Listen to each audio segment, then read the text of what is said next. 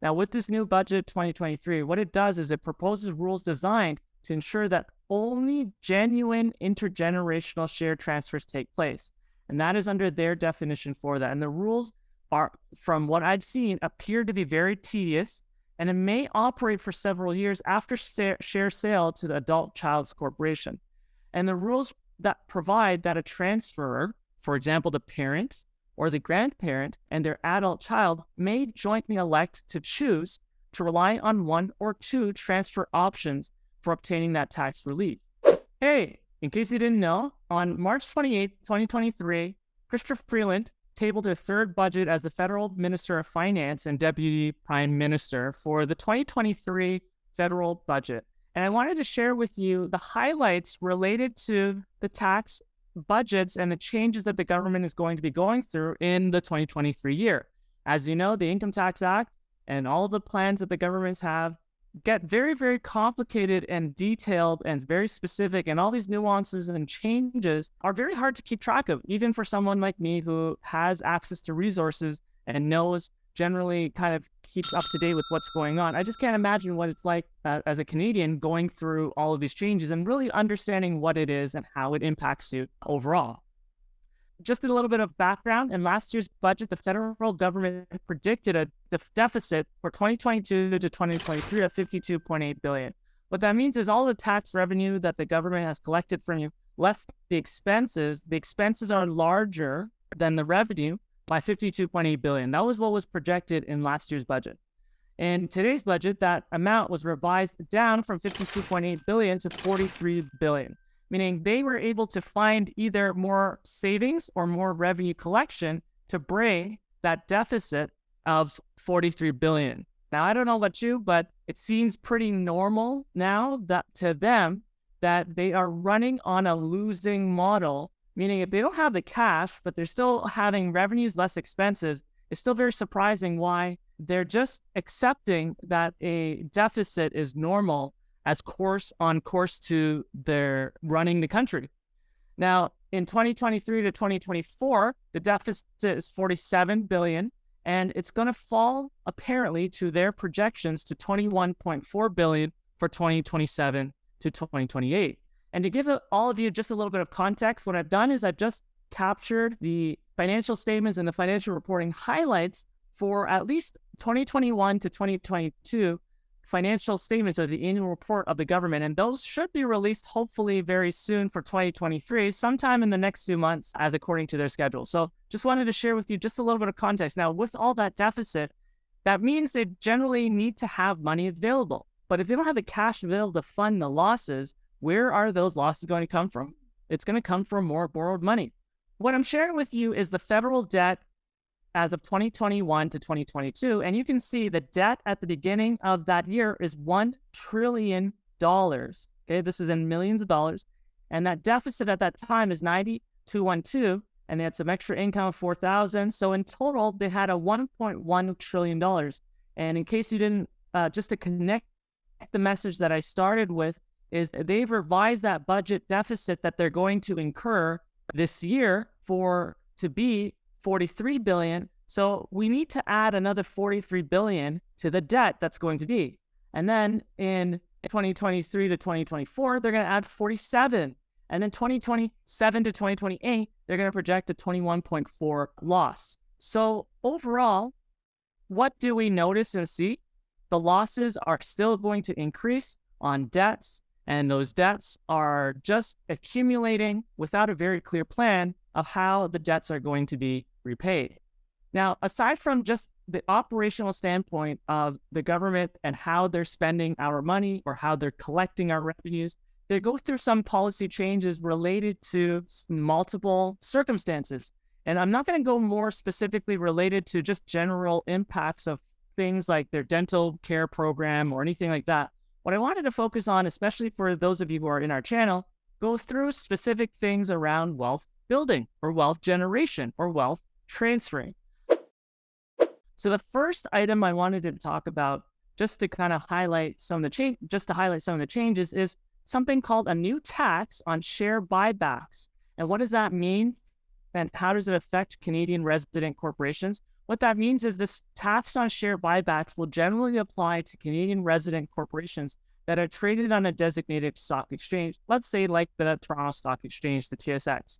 And the tax is going to be 2% of the net value of a public company's share repurchases of $1 million or more of equity. And its tax will take effect after 2023 and is intended to discourage companies from using share buybacks as a way to distribute profits to shareholders instead of investing in their businesses. So that's one major change, but it's mainly affecting public companies. The next, in terms of the budget for 2023, there's an amendment related to something, in my opinion, that's pretty large, which is called the intergenerational business transfer. And what that means at a very high level is it refers to the process of transferring a business from one generation, let's say the parent, to another within the family, like a child. And what the 2023 federal budget introduces is to introduce changes to this process, which is going to take effect in 2024 or later tax years. And to qualify for this genuine intergenerational share transfer, additional conditions have to be met. But taxpayers will be able to use one or two intergenerational transfer options. The first one is an immediate intergenerational business transfer, which will follow a 3-year test based on arm's length sales terms.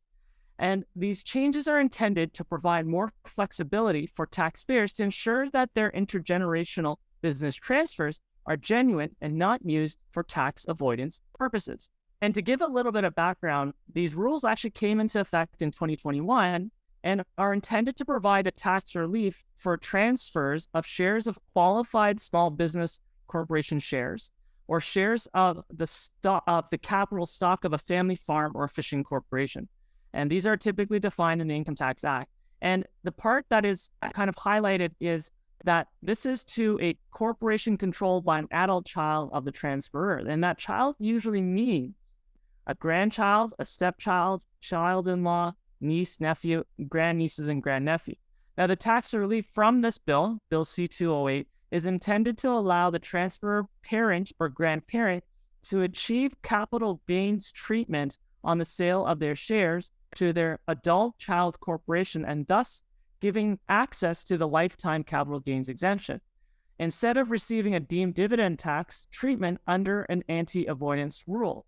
Now, this is a very sophisticated topic that happens usually at deemed disposition for business owners, especially when it's related to them also passing their shares to their children. However, when this was kind of introduced, the government became concerned that the tax relief was too broad and it allowed business owners to facilitate this strategy called surplus stripping transactions, which in effect, it allowed them to receive distributions from their corporations as capital gains tax rates instead of at higher dividend tax rates. Now, with this new budget 2023, what it does is it proposes rules designed to ensure that only genuine intergenerational share transfers take place. And that is under their definition for that. And the rules are, from what I've seen, appear to be very tedious, and it may operate for several years after share sale to the adult child's corporation. And the rules that provide that a transferor, for example, the parent or the grandparent and their adult child, may jointly elect to choose to rely on one or two transfer options for obtaining that tax relief. The first one is what's called a 3-year immediate intergenerational business transfer, which I mentioned earlier. The second is a 5 to 10-year gradual intergenerational business transfer.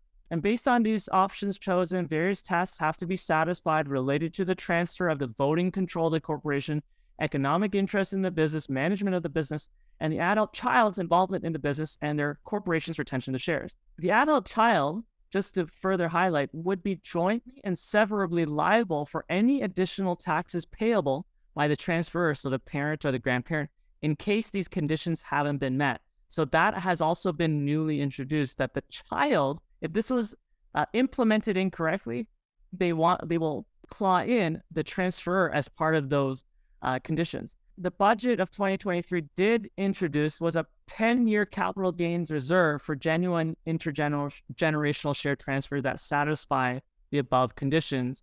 And the regular, it used to be a reserve of 5 years. All of these measures would apply to transactions that occur on or after January 1st, 2024. Now, there was a whole bunch of very complicated technical things, and this is a very technical component when it comes to engaging professional services in dealing with intergenerational business transfers and planning for that transfer.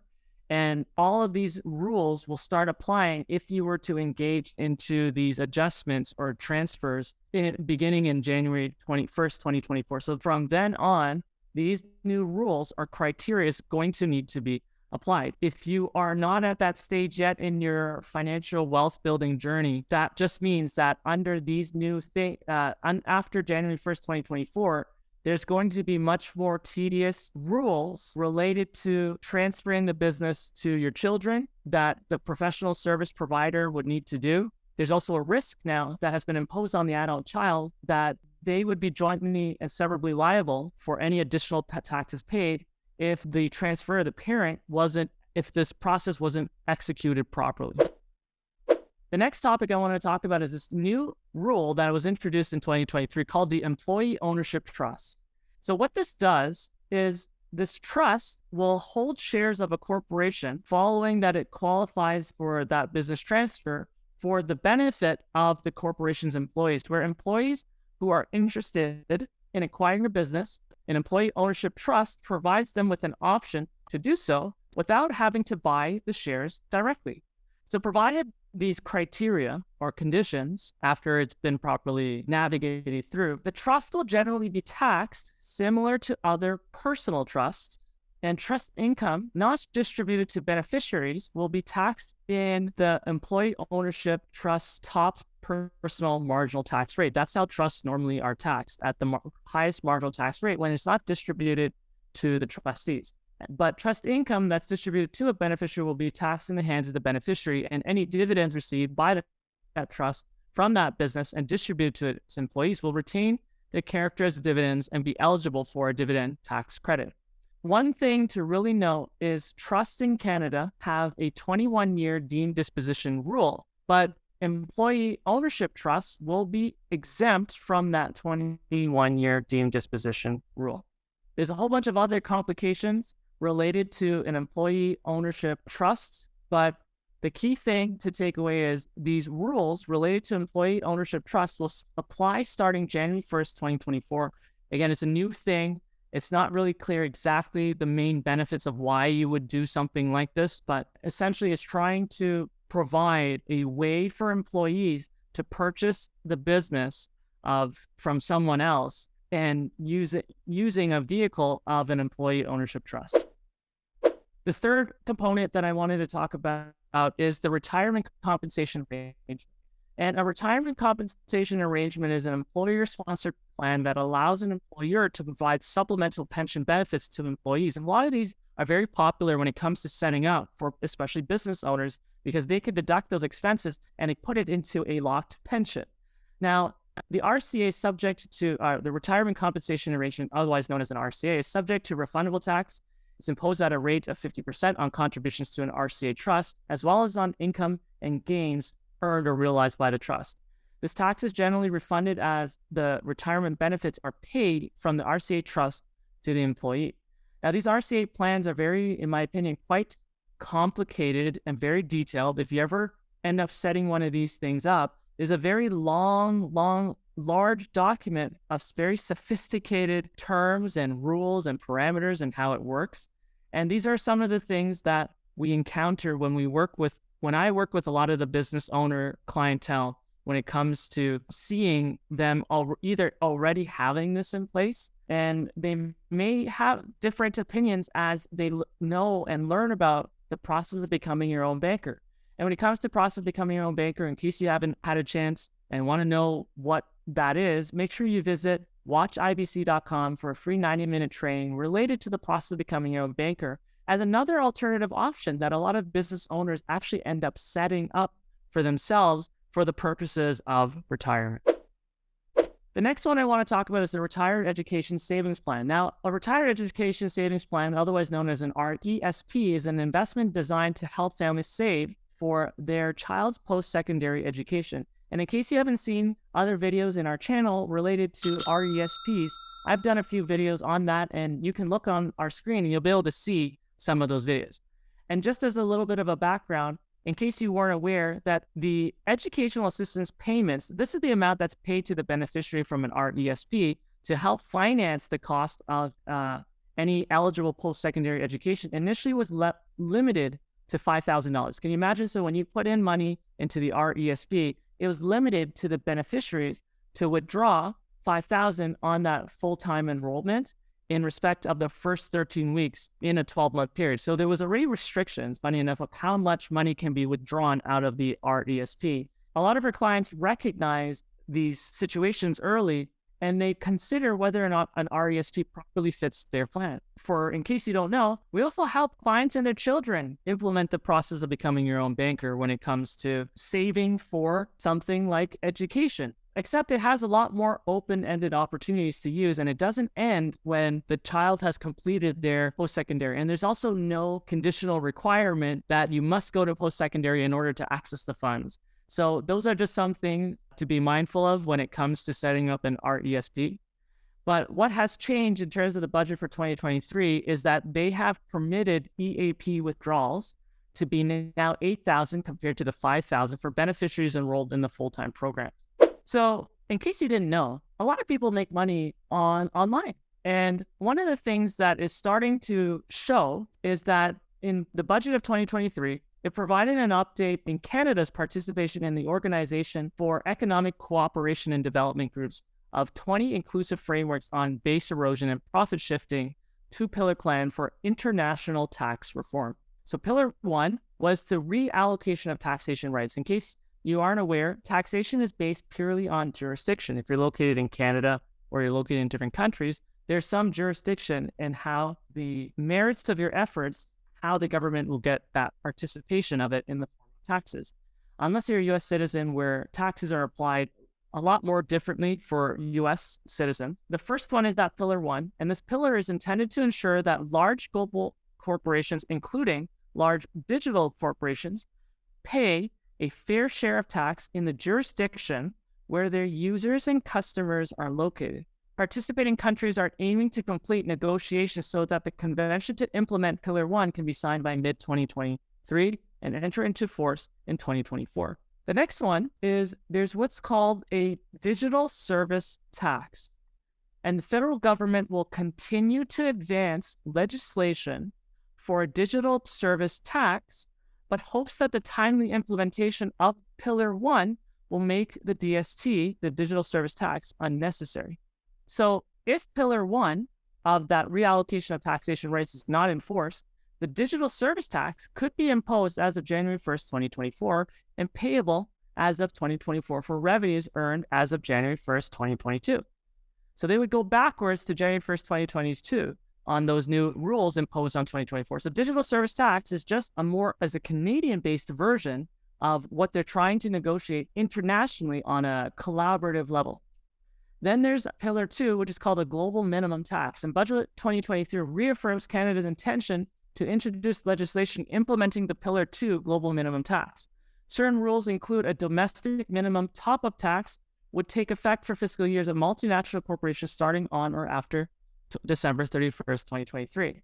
In essence, the highlights that I want to highlight is that in terms of the territory related to digital services, digital products, digital anything on the internet, whether it's starting at the global level down to the individual Canadian level, there are discussions and frameworks occurring to tax those activities.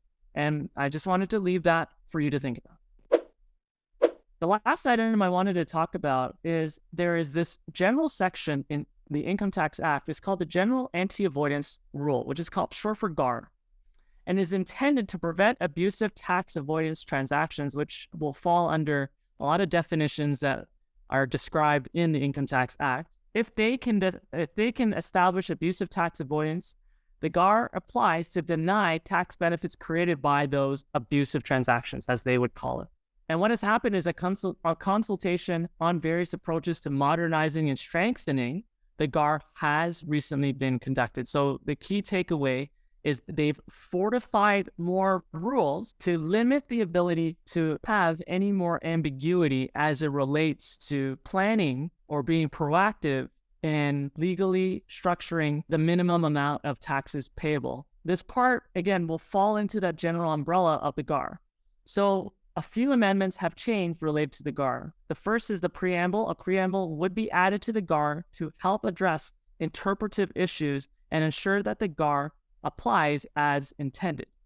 The second is avoidance transactions. The threshold for the avoidance transaction test in the GAAR would be reduced from a primary purpose test to one of the main purpose tests. This is consistent with the standard use in modern anti-avoidance rules and strikes a reasonable balance.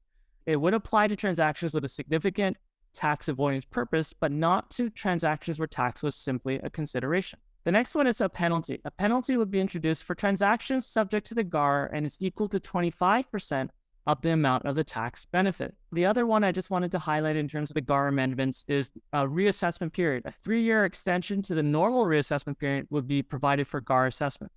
So they've now increased the timeline which they can reassess reassessments, unless the transactions has disclosed to the Canada Revenue Agency. Now, a lot of these changes, something just wanted to always keep in the forefront of your minds as you're learning about the tax implications that you generally may not have control over when the government sets these type of policies, is that there's always wide speculation in the budget that one time, sooner or later, there are these possible changes that may take effect, have possibility to take effect, but haven't been affected yet. And this includes the possibility of an increase in the capital gains inclusion rate from what was originally 50% and what historically has gone to 75%. So those are just some things to be mindful of. Measures that broadly target capital gains planning. So you can kind of already see with the intergenerational wealth transfer of a business, that is sort of policy movement that's creeping towards targeting capital gains planning. In the US, they have what's called a wealth tax. While in Canada, usually it follows the directions of the US, there's always speculation wondering whether a wealth tax will be implemented. If we kind of look at the situation overall, as much as I'm just highlighting and giving you some highlights on the federal budget for 2023, it's really important that you visit the Department of Finance from the CRA to draw and receive their proposed information on the budget. What I've done is just streamlined and simplified anything related to wealth generation and impacts that may happen to you, but it's not a complete discussion on everything overall. What I just kind of wanted to share further was just be mindful of, as you are learning about these updates, that how does it impact you in your wealth building journey, and how important would it be if you can minimize the impact of situations that are and have more control of the situation. And this is where a lot of our clients, or you watching this video, want to learn more, where you can bring more of that control into your own hands, into your own family's dynamics hands. And this is where building a family banking system is part of a step to move in that direction. If you really want to learn more about that, it starts with becoming your own banker, and you can definitely get your free 90-minute training at watchibc.com so that you can learn more about creating an opportunity for your family so that you can maximize the benefits for yourself. Thanks for listening to this video. Please make sure to visit more of our videos in our channel, and I hope to hear from you soon. See ya.